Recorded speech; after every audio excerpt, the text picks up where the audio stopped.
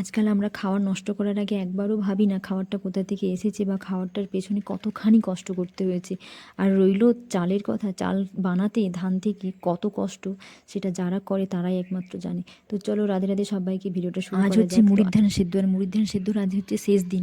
মুড়ির ধান সেদ্ধ অ্যাকচুয়ালি 2 দিন করতে হয়। মুড়ির ধান সেদ্ধটা ভীষণ কঠিন, মানে অনেক টাইমের ব্যাপার আর কি। তো সেই কারণে আমি আর মা উঠে পড়েছিলাম একদম ভোর 4টে থেকে। তখন কিন্তু পুরো অন্ধকার ছিল, তো এখন পুরো ফাঁকা হয়ে গেছে। কিন্তু কি হবে বলো তো, মুড়ির ধান সেদ্ধতে যদি না রৌদ্র বেরোয় না, অবস্থা ভীষণ খারাপ হয়ে যায়, চালটা পুরো একদম বাজে হয়ে যায়। তো আকাশের দিকে তাকিয়ে দেখি আকাশে পুরো মেঘ ছিল, তো মা মনে সাহস দিচ্ছিল যাই হবে হোক আর ধানটা সেদ্ধ করে নিই। আর মুড়ির ধান সেদ্ধ না একটা কী সমস্যা বলো তো, মানে এই যে ধানগুলো না পুরো একদম হাঁড়ির তলাতে লেগে যায়। তো এই জন্য সঙ্গে সঙ্গে ধানটা ঢালার পরে যদি ধানের মানে হাঁড়ির মধ্যে যদি একটুখানি জল দিয়ে দেওয়া যায়, তাহলে সঙ্গে সঙ্গে ধানটা ছেড়ে যায়। তো আমার থেকে মা আরও বেশি এক্সপার্ট, তো সেই কারণে আমি বারবার মাকে জিজ্ঞাসা করেছিলাম যে কতখানি জল দেবো, কতখানি জল দেবো।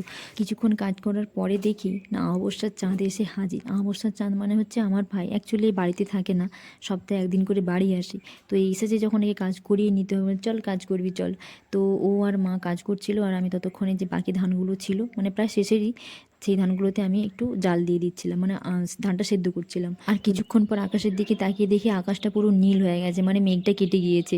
তো ভালোই হয়েছে, অ্যাকচুয়ালি মুড়ির ধান সেদ্ধর পরে যদি রোদ্দুর না বেরোয়, ওই যে মুড়িটা যে হবে চালটা থেকে, ওই মুড়িটা তুমি খেতেই পারবে না, একদম এত একটা বাজে গন্ধ করবে।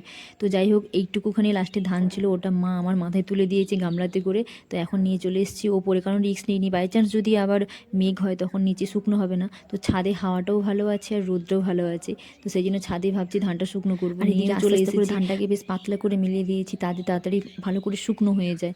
আর মুড়ির ধান একটা সব থেকে বাজার জিনিস, যদি তুমি ধানের উপর চেপে গিয়েছো তাহলে তোমার পায়ে দেখো পুরো একদম চিপকে যাবে ধানগুলো। তো যতটা সম্ভব না চাপারই চেষ্টা করি, কিন্তু কিছু করার নেই, চাপতে হয়।